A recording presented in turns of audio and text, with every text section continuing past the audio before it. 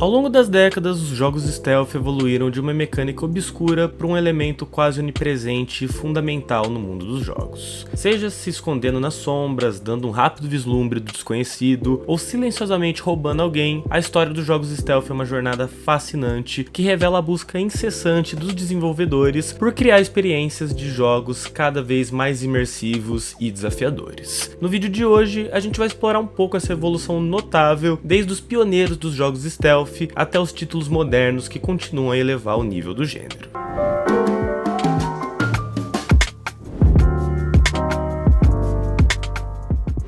O ato de evitar um agressor predatório e escapar dele caso necessário é um mecanismo comportamental vital para a sobrevivência que precede a existência da própria humanidade. A evasão de conflitos e confrontos violentos é uma parte tão intrínseca da nossa condição que até mesmo crianças têm essa noção, como evidenciado pelo popular jogo de esconde-esconde. Portanto, não é surpreendente que os jogos stealth, que são famosos por incorporarem esse mecanismo comportamental no cerne da sua jogabilidade, tenham surgido tão cedo nas histórias dos videogames. Rastrear a origem exata do gênero stealth é uma tarefa bem complexa e polêmica devido à diversidade de jogos que incorporaram elementos desse estilo ao longo do tempo.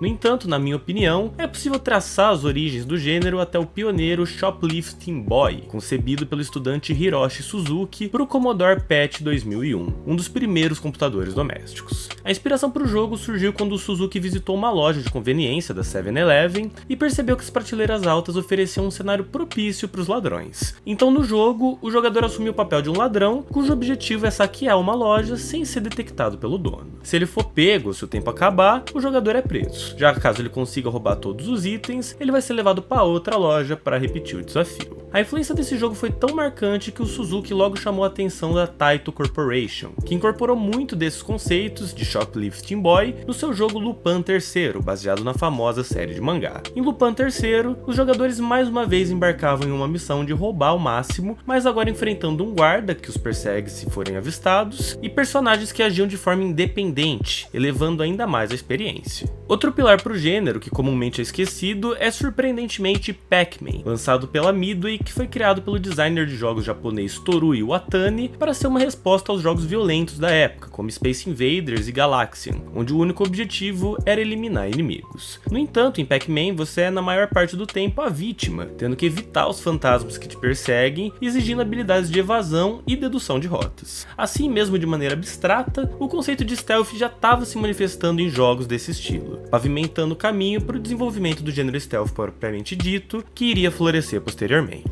Enquanto jogos com elementos de furtividade existiam desde 1979, o amplamente aceito originador desse gênero é o 005, lançado para fliperamas em 1981. Nele você controla um espião encarregado de se infiltrar em um armazém para roubar documentos sigilosos e escapar em um helicóptero nas proximidades. O jogo detém o recorde mundial do Guinness por ser o primeiro jogo stealth da história. Utilizando uma visão de cima para baixo, você atravessa uma série de armazéns, evitando ser visto pelos inimigos, que agora tem um cone de visão, permitindo que você saiba para onde eles estão olhando e encontre rotas alternativas para evitar suas patrulhas. Isso inovou muito no gênero do stealth, uma vez que foi o primeiro jogo a introduzir a ideia de uma visão limitada nos inimigos, diferente dos demais jogos, onde os inimigos sempre sabem onde você está, enquanto que em 005 permite que você prepare emboscadas ou deixe os guardas passarem sem você ser visto. Mas o início mais expressivo do gênero, de fato, começou em Castle Wolfenstein, lançado originalmente em 1981 para o computador Apple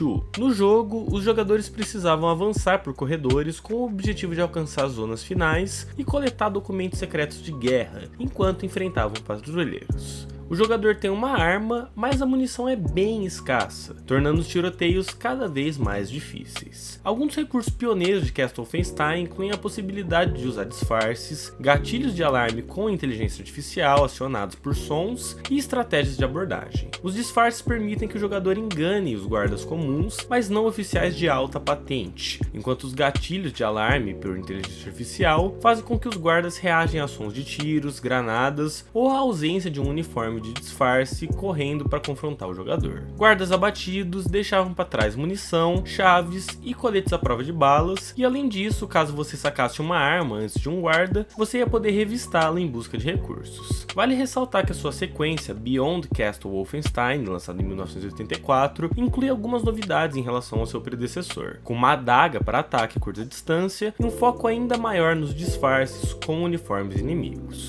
Outro jogo do período que vale a pena ser mencionado é Saboteur, de 1985, um jogo ninja no qual você tinha que evitar ou desativar câmeras de seguranças, guardas e cães. Apesar do gênero já ter sido estabelecido com Castle Wolfenstein, ele só caiu no gosto do público geral em 1987, com Metal Gear, lançado no MX6 e no Nintendinho, sendo o primeiro jogo de stealth mainstream nos consoles. Como Solid Snake, você começa o jogo desarmado, algo que a série mantém desde então. E aí você deve evitar confrontos diretos. O seu criador, Hideo Kojima, desempenhou um papel fundamental na incorporação de elementos de stealth em jogos de ação e aventura modernos. Cada título é projetado para possibilitar que o jogador escolha entre um combate direto ou uma abordagem furtiva, e até você tem a opção de terminar o jogo inteiro sem matar sequer uma pessoa, caso seja desejado. A série trouxe elementos-chave de Castle Wolfenstein, incluindo patrulhas de guardas em alerta, com um campo de visão direto para detectar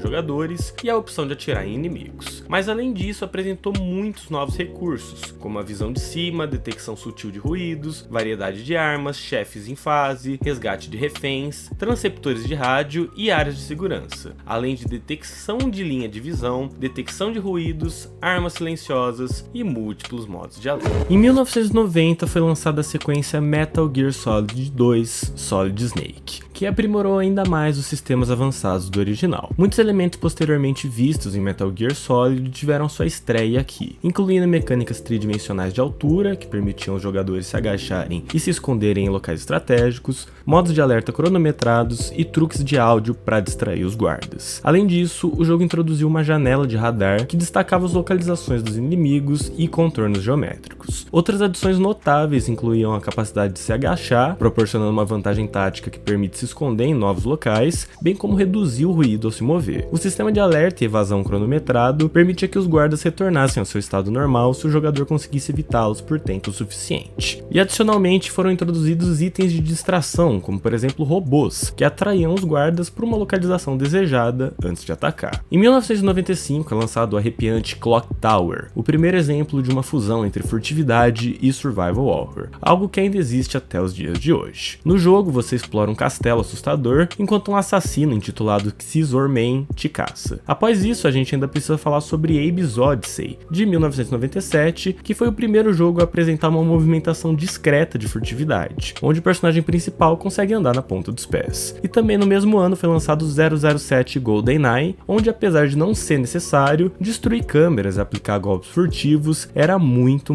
interessante na sua gameplay. Durante o início dos anos 2000, o gênero stealth floresceu, proporcionando uma era dourada para seus entusiastas. Em 2001, Metal Gear Solid 2 se destacou pela profundidade do seu sistema e pelas suas excelentes mecânicas, enquanto que a franquia Deus Ex elevou a liberdade do jogador a níveis sem precedentes, ao fundir elementos de FPS com RPG e permitindo que os jogadores aprimorassem os seus personagens em diversas áreas, enquanto enfrentavam inimigos com uma IA muito sofisticada, que frequentemente demandava táticas furtivas que poderiam ser incluídas em uma build completamente personalizável. Hitman, codinome 47, abriu caminho para um novo enfoque, muito mais focado nas mecânicas sociais e na arte de se esconder à vista de todos, uma ideia que foi ainda mais aprimorada nas suas sequências. Enquanto isso, em 2002, foi lançado Tom Clancy's Splinter Cell, que se consolidou como uma experiência de stealth marcante, inspirada em elementos de Metal Gear Solid, GoldenEye e Thief, além de vários outros jogos, crescendo tanto em popularidade que chegou até a rivalizar com Metal Gear, enquanto que Metal Gear Solid 3 emergiu como provavelmente o melhor jogo stealth da história. É impossível também não fazer uma menção honrosa à classe Spy de Team Fortress 2, onde, munido com um relógio de invisibilidade, um sabotador, um canivete e um revólver, você podia destruir um time inteiro em meio a um tiroteio frenético apenas utilizando estratégia, deixando as partidas de um FPS multiplayer muito mais interessantes. Desse período também cabe menções honrosas, como a série Manhunt da Rockstar, que explorou um território extremamente sombrio, com um protagonista que se escondia nas sombras, com uma mecânica que encorajava assassinatos brutais. Assassin's Creed, que revolucionou o gênero ao combinar habilidades de parkour, camuflagem entre multidões e habilidades furtivas para realizar mortes precisas. Sly Cooper, que trouxe uma abordagem mais descontraída do stealth, mesclando ele com mecânicas de plataforma, e Batman Arkham Asylum, que provou que com as mecânicas certas, você podia literalmente se tornar o Batman. Podemos dizer que 1998 foi o ano definitivo para os jogos stealth, a começar por Tenchu Stealth Assassins, que emergiu como o primeiro jogo de stealth 3D, transportando seus jogadores para o Japão feudal. Ele revolucionou o gênero, introduzindo perspectivas tridimensionais e possibilitando manobras evasivas ágeis, uma variedade de assassinatos furtivos e um foco muito grande em armas brancas. Os jogadores podiam escalar telhados, arremessar adagas e perseguir silenciosamente os seus alvos, estabelecendo um padrão para os jogos de ninja bem-sucedidos que se seguiriam. Mas com certeza a maior revolução do ano só viria em setembro de 1998 com o Metal Gear Solid, que foi um marco para os jogos de stealth, trazendo inovações que iam redefinir o gênero. O jogo manteve elementos na versão original de 1987, como a famosa caixa de papelão e o uso do cigarro para revelar sensores de alarme no laser. No entanto, também introduziu conceitos cruciais, como a capacidade de se agachar e se esconder atrás de objetos para evitar detecção, um sistema de pegadas visível no ambiente e ocultação de corpos de inimigos abatidos. O jogo também implementou modos de alerta e evasão, que impactaram a maneira como os jogadores lidavam com os desafios. Além disso, ele trouxe elementos visuais em 3D graças ao PlayStation, permitindo uma visão de 360 graus e uma topografia do terreno. Essas inovações, junto com o uso de cones de visão e óculos de visão infravermelha, contribuíram para o sucesso crítico e comercial de Metal Gear Solid, que solidificou seu lugar na história dos jogos e elevou o stealth para o status de mainstream. E o último jogo revolucionário do gênero ia vir em dezembro com Thief: The Dark Project, que revolucionou o gênero stealth ao se tornar o primeiro jogo 3D de stealth no PC. Nesse jogo, os jogadores assumem o papel de Garrett, que é um habilidoso ladrão em um mundo medieval com elementos steampunk. Além de introduzir a utilização de iluminação e sombras para ocultação, ele também foi pioneiro na incorporação do áudio, dando uma importância sem tamanho para os passos e para escutas. A inteligência artificial do jogo era tão boa para os padrões da época que o jogador devia se atentar até mesmo ao tipo de lugar em que ele se movia. Já em 1999, vários jogos começaram a introduzir elementos de stealth no estilo de jogo. Por exemplo, em Alien vs Predador, você podia assumir o papel de predador e usar um dispositivo de camuflagem para ficar invisível e caçar usando um modo de visão infravermelha. Também nós temos Siphon Filter, que apesar de ser mais um jogo de ação, ele também incluía elementos de stealth, permitindo que os jogadores abordassem os inimigos de várias maneiras. E em Winback, a jogabilidade permitia que os jogadores se protegessem atrás de cantos e ao sair para atirar, ficassem imóveis e controlassem o retículo da mira para decidir onde atingir os seus inimigos. Na última década, o gênero stealth passou por muitos altos e baixos, com algumas das antigas referências como Metal Gear Solid e Splinter Cell recuando para um segundo plano. Isso sem dúvida causou alguns impactos no gênero, mas não significa que não tenham surgido pontos positivos. Muito pelo contrário, houve uma verdadeira enxurrada deles. Batman Arkham City veio melhorar tudo que o antecessor fez e se tornou o jogo stealth mais bem avaliado da história pelo Metacritic, sendo provavelmente meu jogo preferido de toda a história. Dishonored chegou com uma infinidade de poderes e armas que poderiam ser combinados das mais diferentes maneiras, permitindo até mesmo terminar o jogo inteiro sem matar ninguém. Deus Ex retornou, proporcionando duas excelentes experiências stealth. Hitman teve um reboot e resultou em algum dos melhores jogos de stealth já criados. O Hideo Kojima fez o seu último jogo na franquia Metal Gear, com Metal Gear Solid 5. Alien Isolation combinou stealth e horror de forma muito tensa e emocionante, e até mesmo The Last of Us surgiu e a sua controversa sequência, que são exemplos da qualidade absurda que um jogo stealth pode ter quando alia as mecânicas com uma história sem precedentes. E ainda é importante ressaltar que tem muitos jogos stealth que foram desenvolvidos por companhias independentes na última década. É importante ressaltar Mark of the Ninja,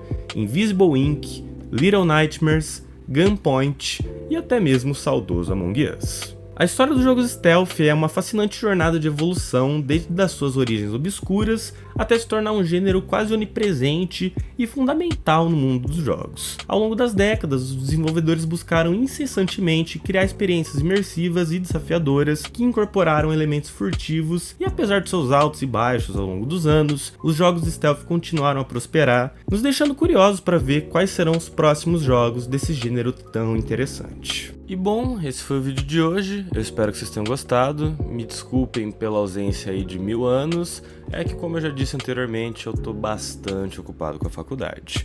Mas de vez em nunca eu vou encontrar alguma brecha como essa, e aí eu volto a postar algum vídeo. Se você curtiu, deixa o seu like, mostra pros seus amigos e se inscreve. Um forte abraço e até a próxima.